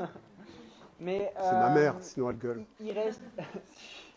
Est-ce qu'on va prendre 3 questions Mais vous pouvez, oui. Allez-y. Qui a une question pour Gilles? Je réponds court, je vous promets. Non, mais même intime, Enfin, je veux dire, combien je gagne par mois? Non. Vous avez passé vite fait, mais en vrai, j'aimerais bien savoir comment vous êtes arrivé à la chiro. Ouais. Très rapidement. Parce que j'ai la version longue. Je suis à la campagne. À la campagne, les médecins ne passent pas le soir parce qu'on est très loin. Et autour de chez moi, en fait, beaucoup de guérisseurs, beaucoup de rebouteux, beaucoup de gens qui enlèvent le feu, beaucoup de sourciers. Et donc, à 4 ans, il y a mon voisin qui est sourcier qui m'amène chercher les sources. Et on a trouvé 7 puits qui alimentent tout le quartier. Enfin, je suis en race campagne, mais qui alimentent les fermes autour. Et donc, moi, très vite, je me dis, ça, c'est super. Et puis, mes parents, tout naturellement, se faisaient soigner par des méthodes ancestrales, dites, les plantes, puis le magnétisme, et puis le rebouteux qui nous remettait en place, entre guillemets. Donc moi, à 14 ans, un de mes maîtres et de mon papa spirituel, en fait, celui qui a vraiment changé ma vie, parce que depuis tout petit, il me balançait ce que je suis en train de vous dire, mais moi, je suis né là-dedans, quoi. Je suis vraiment, c'est à un point d'ailleurs, ça me fait peur, c'est vertigineux. C'est en fait, à 14 ans, je lisais des bouquins qu'on ne lit pas à 14 ans, quoi. Mais moi, ça m'a toujours passionné, ce qui est invisible, ce qui est visible, etc. et la contemplation. Et donc, mon père spirituel, qui était un clairvoyant, me dit, bah, tu sais, tu devrais faire chiropracteur. Donc il meurt, j'ai 17 ans, et je vais entrer en chiro à 21 ans dans des circonstances incroyables. C'est-à-dire que je faisais rien dans la vie, quoi. Je faisais que dalle, et je faisais de la comptabilité. Donc, voilà. J'avais un diplôme de comptable. Voilà, truc super. Et donc je suis arrivé en chiro parce qu'il m'a dit, tu devrais être chiropracteur, parce que lui se faisait soigner par Claude Christophe, chiropracteur à Bordeaux, gradué en 1957, pardon, et qui était installé à Bordeaux. Donc tout le monde allait à Bordeaux se faire soigner quand on est périgourdin. Voilà. Et du coup, faut faire chiro. Je suis parti faire chiro en pensant aller en Angleterre, puisqu'à l'époque, on faisait qu'1 an à Paris. Et après, on allait soit aux États-Unis, soit en Angleterre. Alors moi, j'allais en Angleterre pour le rock, hein, ça je le dis tout le temps, mais c'est vrai. Je me suis dit, ah, ça c'est génial. Je vais faire chiro et rock. Super. Puis finalement, je suis resté à Paris. Voilà. Mais en gros, c'est que je viens de la famille des rebouteux et des. Voilà. C'est un truc très atypique parce que je ne connais pas grand monde. Enfin, il y en a, hein, mais c'est pas le gros de la troupe, quoi. What else?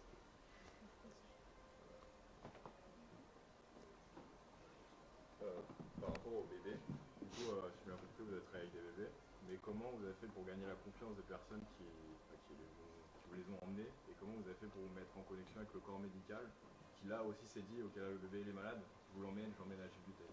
Ben, comme je t'ai dit, franchement, alors ça s'est passé vraiment comme ça, comme pour la musique. Okay. J'ai commencé à ajuster une sage-femme, puéricultrice, le médecin obstétricien, et j'ai commencé en fait à avoir tous ces gens-là comme patients pendant longtemps. Et moi, les bébés, ça me sortait par les trous de nez, je ne savais pas faire. Ça braillait, puis il n'y avait pas de technique, on avait 0 technique à l'époque. Moi, je ne savais pas faire, quoi.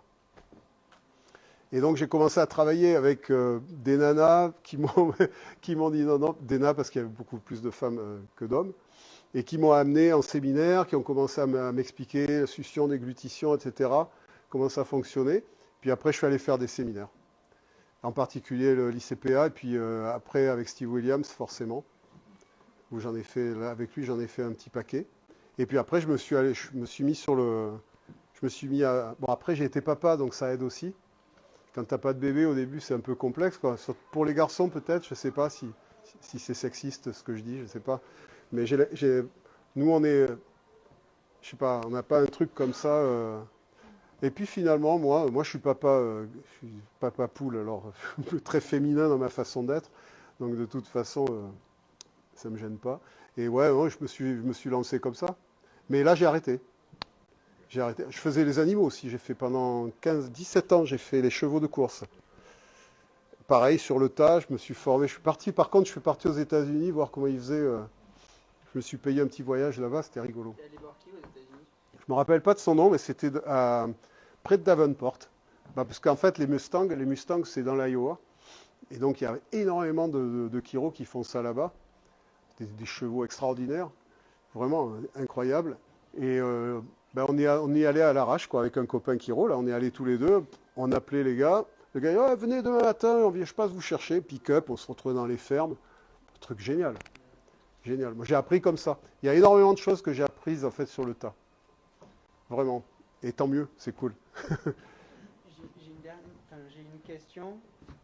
Après ça, il y a Robin, il va nous faire un petit texte parce que du coup, Gilles devra partir. Mais, non, mais je peux rester un petit... Moi, j'aimerais que tu nous parles juste de ton expérience de chiropractique aux États-Unis quand tu es allé à la Palmer. Ah oui. Ben, nous, on était obligés en 3e année de faire la dissection et passer les diplômes correspondants d'ANAT. Et donc l'école, en fait, l'école était sponsorisée par le National College of Chiropractic. Donc vous vous rappelez ça, ceux qui ont fait l'histoire de la chiro. En 1906, il y a un mec qui s'appelle John Howard qui s'en va, qui fait une scission avec B.J. Palmer en disant non, la chiro n'est pas assez scientifique, il faut qu'il y ait beaucoup plus d'examens, etc. Donc il s'engueule un petit peu. Donc il crée un 2e collège, à plus de la Palmer. Et Howard, il va partir à Chicago monter le National.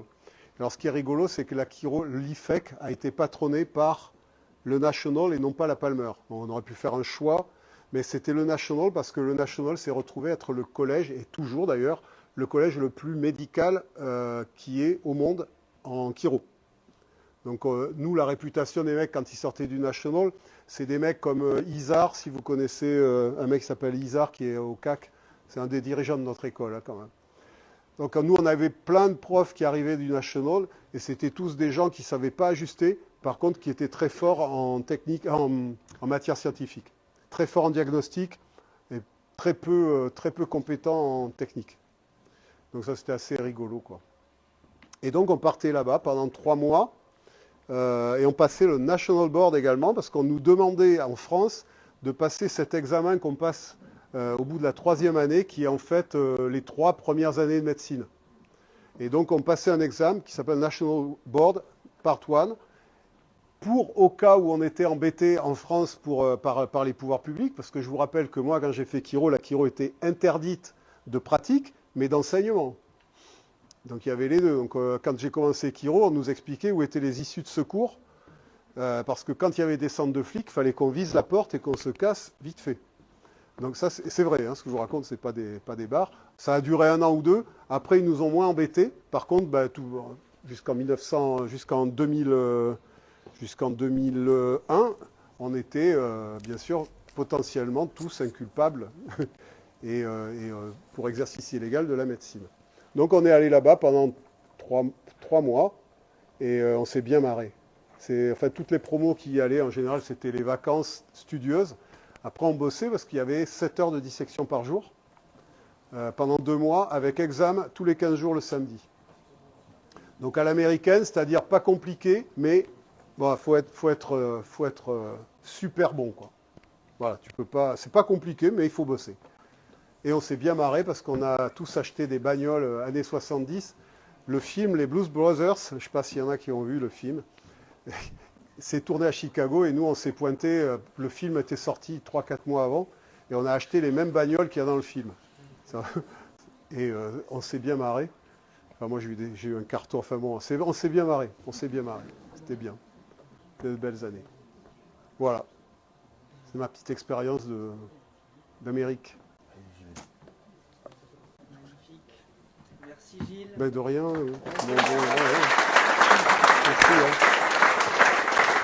Merci, monsieur. On peut rester un peu, hein. Ah oui, je reste bien. Mais reste sur scène si tu veux. Non, Comme ça, non, en échange. Sauf si tu dois partir. Allez, si tu veux. Du coup, Robin va vous faire une petite présentation sur quelque chose qui lui tient vraiment à cœur de vous partager. C'est de la chiro, hein, encore. On va changer. Et je proposais à Gilles de rester parce que si certains d'entre vous, après ça, ont une... Ah, on peut sortir ça peut-être. Bon, on le laisse, c'est pas grave. Si certains d'entre vous ont des petites remarques par rapport à ça, c'est bien qu'on puisse en échanger. Et tu as 1 heure où tu dois partir Tu partiras quand tu veux. Bon, Ouais. surprise. Voilà. Et Non, Gilles, ça a toujours été un échange vraiment simple, quelqu'un de très accessible. Et je suis ravi parce qu'on discutait avec Thomas, il m'a dit, à l'instant là, il m'a dit franchement, c'est ma conf préférée de Sigma depuis le début, j'adore. Nous, il nous a beaucoup apporté, c'était pendant la première année de Covid à l'IFEC. Et c'était un cours qui était mixé avec le cours de M. Rochefort qui est présent ce soir, donc on en est très touchés. Ah oui. Et ça nous a mis très tôt sur la voie de la réflexion. Donc j'ai envie de partager avec vous un petit texte que j'ai écrit, spécialement pour l'occasion. Cool. Donc je l'ai écrit comme ça et je me suis dit ça irait bien quand même au milieu de la conf de Gilles pour que ça te fasse réagir. Donc c'est un peu véhément, mais c'est sympa, ça pousse à la réflexion. Voilà, faut le prendre comme une ouverture. Donc c'est une lecture, hein, je le fais pas d'impro, je le fais pas de par cœur. C'est par rapport aux thérapies manuelles. Peut-être vous avez déjà entendu parler de ça, ça vous parle. Et c'est titré La chiropratique et les thérapies manuelles. Donc j'écrivais, la chiropratique n'est pas une thérapie manuelle et ça ne le sera jamais. Et pourquoi ? On peut se poser la question de l'enseignement de l'IFEC. On en a beaucoup parlé aujourd'hui. Est-ce que l'IFEC enseigne la chiro ? Moi j'écrivais non. L'IFEC n'enseigne pas la chiropratique. D'ailleurs, c'est marqué en gros dessus, ça s'appelle la chiropraxie avec un X. On peut penser ce qu'on veut de cette terminologie. Elle a été changée par le corps médical quand elle a été inscrite dans la loi. Ils ont dit non, le chiropratique, on ne comprend rien. On va écrire chiropraxie, c'est beaucoup plus clair pour tout le monde. On a une petite boutade entre nous. Praxie, pour ceux qui ont fait 3e année, une cours de neurologie, ça veut dire qu'il est capable de se mouvoir sans réfléchir. Donc voilà, c'est peut-être un petit tacle de la médecine ou c'est peut-être anodin. Mais en tout cas, on en rigole beaucoup. Donc l'IFEC n'enseigne pas la chiro, mais la thérapie manuelle, puisqu'on nous le rabâche à longueur de temps, et c'est vrai. Et la thérapie manuelle pour un moderne, qui est une méthode de prise en charge des TMS, de la douleur, des amplitudes de mouvement, des tests orthopédiques, qui est hors du champ médical, c'est un peu entre les deux.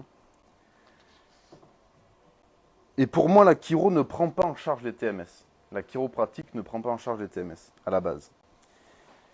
La chiropratique, et on l'a beaucoup réfléchi grâce à Gilles et Jacques, c'est l'évaluation, la détection et la correction de la subluxation vertébrale pour redonner au corps le pouvoir de guérir et de se transformer de l'intérieur vers l'extérieur par l'ajustement. Pas plus, pas moins. Il existe aussi une science chiropratique moderne, avec des nouveaux paradigmes scientifiques. Le problème, c'est que la science chiropratique moderne, c'est pas l'EVB actuel. Je ne sais pas si vous connaissez une chercheuse qui s'appelle Heidi Avik, ou quelqu'un qui s'appelle Eric Chou. Ceux-là, ils font de la science chiropratique, mais les études, elles sont publiées 2024 dans des grosses revues, en plus dans Nature notamment. C'est the cutting edge of the science, quoi. C'est la pointe de diamant, de la pointe, la neuro, c'est eux. Donc en fait, la science chiro, elle est dans ces paradigmes, beaucoup axée sur les neurosciences, on en a parlé avec Gilles, sur la neurofonctionnelle, et nous n'en sommes qu'à 1% de savoir sur le sujet. C'est un champ qui est vaste et presque infini, en fait, le cerveau. Et ce n'est pas, contrairement à ce qu'on peut nous dire, parce qu'en fait, c'est un amalgame le problème, c'est pas tant que l'un a raison, l'autre a tort, c'est un amalgame. Et ce champ-là, donc de paradigme scientifique chiropratique, c'est pas le champ de la douleur, c'est pas le champ de la maladie, et c'est pas le champ de la fonction physique mécanique. C'est le champ de la fonction vitale, parce que le système nerveux gère dans le corps tout, et notamment le fonctionnement de la vie. Et c'est le champ de la fonction vitale et de l'expression du flux de la vie par la libération du système nerveux dans son ensemble. Ce qu'on disait, on stimule le système nerveux, on ajuste, le système réagit. Et donc, c'est pour moi pas la recherche de la correction d'une supposée anomalie, une supposée maladie. C'est faciliter l'expression de la vie. La douleur, elle peut rester présente en fait après un ajustement. S'il y a des gens qui ont eu parmi vous des décès dans la famille, quand on perd quelqu'un, est-ce que la douleur s'en va vraiment, dans le fond? Mais est-ce qu'on ne peut pas plutôt apprendre de cette douleur? Aujourd'hui, bon, on est là. Demain, on ne sait pas où on sera. On en a parlé aussi. Et à l'heure de notre mort, on ne sait pas non plus trop ce qu'on sera. Donc, c'est pour vous dire que la douleur, ça va avec la vie. Et quand on a plus mal, comme disait Pianta, soit c'est qu'on s'est enquillé une bouteille de whisky cul sec, soit c'est qu'on est mort. Donc c'est peut-être bon signe en fait la douleur. La vie est faite de douleurs, d'épreuves, de joie, de chagrin. Il y a quelqu'un qui est très intéressant qui s'appelle Monsieur Anne H.A.N. qui a écrit La Société palliative. Il dit, voilà, on a une passion de l'antalgique. On veut surtout pas avoir mal, pas voir la difficulté, voilà, que les choses soient simples. Mais moi, c'est pas ce en quoi je crois, personnellement. Et c'est pas non plus les valeurs vitalistes de la chiropratique originelle, qui a été quand même pensée depuis longtemps par des gens qui se sont battus pour ça, qui parle de philosophie, d'art et de science. Philosophie de quoi? Philosophie de la vie, art d'ajuster le système nerveux, et science de la vie, de la chiro et du système nerveux. Et c'est pas la science de la maladie, ça c'est B.J. Palmer qui disait. La différence avec la médecine, c'est que nous, c'est la science de ce qui va bien, la vie, et la médecine, la science de ce qui va mal, la maladie. Il n'y en a pas un qui est meilleur que l'autre, hein. C'est juste, c'est différent. La chiro ne traite pas, pour moi, ne diagnostique pas, ne se focalise pas sur les troubles, elle se focalise sur ce qui fonctionne dans le corps et le magnifie par l'ajustement. Dans l'histoire de la chiro, des gens se sont battus pour avoir cette liberté, cette indépendance. Ils se sont battus contre qui et contre quoi et pourquoi ils se sont battus? Beaucoup la médecine. Mais est-ce que la médecine a-t-elle vraiment compris que la chiro n'a rien à faire de son gagne-pain médical? La chiro, elle a juste, indépendamment et sans affront. Il y aura toujours des gens qui vont mourir, il y aura toujours besoin de soins palliatifs, il y aura toujours des gens qui seront malades d'avoir trop de stress. J'ai un ami qui a eu un cancer de la lymphe et son cancérologue lui a dit, vous savez, on sait aujourd'hui, ces cancers-là, c'est le stress. C'est un ami qui travaille beaucoup, voilà. Donc la médecine, elle sait que le stress cause des maladies. Et il y aura toujours des gens voilà, qui seront dans ces états-là. Donc pourquoi la médecine se plaint-elle? La chiropratique, à mon sens, et au sens de Sigma, parce que je partage ça aussi sous la casquette de Sigma, c'est l'excellence. Elle est unique et elle est incopiable. La kiné, l'ostéo, les thérapies manuelles, dont on voudrait nous faire, parmi lesquelles on voudrait nous faire rentrer, ou qu'on amalgame en se trompant, je pense, pas malveillant, mais voilà, s'entretuent dans ce qu'on appelle en stratégie l'océan rouge de l'EVB, ça c'est moi qui l'ai rajouté. Dans l'océan rouge de l'EVB, c'est qu'il y a les requins partout, il y a du sang partout, l'océan il est rouge, tout le monde se bagarre sur le même truc, sur le même petit poisson. Je vous propose et je vous invite à la réflexion d'aller chercher ailleurs, de voguer sur ce qu'on appelle l'océan bleu, là où il n'y a personne. Et pour faire le petit parallèle, l'océan vert de la chiropratique, je me suis dit la chiropratique est toujours plus verte ailleurs. Donc peut-être allons chercher ailleurs que ce qu'on nous dit dans les séminaires, dans les conférences. Et une fois qu'on a trouvé, comme un peu ce que j'ai essayé de faire, et je suis là devant vous, pour la petite histoire, on est 110 ce soir. Il y a 90 personnes là, il y a eu 20 personnes dans Instagram. Et une fois qu'on a fait cette réflexion-là, il est de notre responsabilité de la faire pousser, de la partager. Et pour finir, et pour citer Gaël Faye, qui est un artiste que j'adore, il dit « S'ils nous enterrent, ils perdront, car nous sommes des graines. » Je vous laisse là-dessus. Et si vous avez des remarques et des choses à répondre à ça ou à interagir, et Gilles, si tu as envie de participer, on peut les prendre après, s'il reste du temps. Et pour conclure tout ça, je voudrais vous remercier, parce que vous étiez vraiment très nombreux ce soir. On est super contents de vous avoir eu tous. Beaucoup d'événements à venir pour Sigma. On a dit la vente de table, on a des confs à venir, des présentations de la chiro, un séminaire network à Toulouse qu'on fait descendre exprès pour ceux qui sont intéressés par les trucs, comment t'as dit, vaporeux, perchés quoi. Ils sont pas si perchés que ça, c'est la science du système nerveux. Et plein d'autres choses à venir, donc suivez-nous sur les réseaux, on est beaucoup sur Instagram, invitez vos amis, vos proches, vos potes. Et première, deuxième année, c'est le plus important, parce que comme disait Gilles, c'est là où on prend quand on est enfant de la chiro, en première année. Si on apprend dès maintenant les principes, et au moins qu'on a la réflexion, qu'on a le choix, après vous serez tranquille toute votre vie, vous aurez une super vie, une carrière de chiro. Je voulais que vous applaudissiez pour vous aussi, pour vous remercier, parce que vous êtes venus, c'est gratuit, c'est ouvert, et sur 500 personnes, il y en a que 100. Donc vous faites partie du top 100 de la profession toulousaine et l'avenir de la chiro française. Bravo.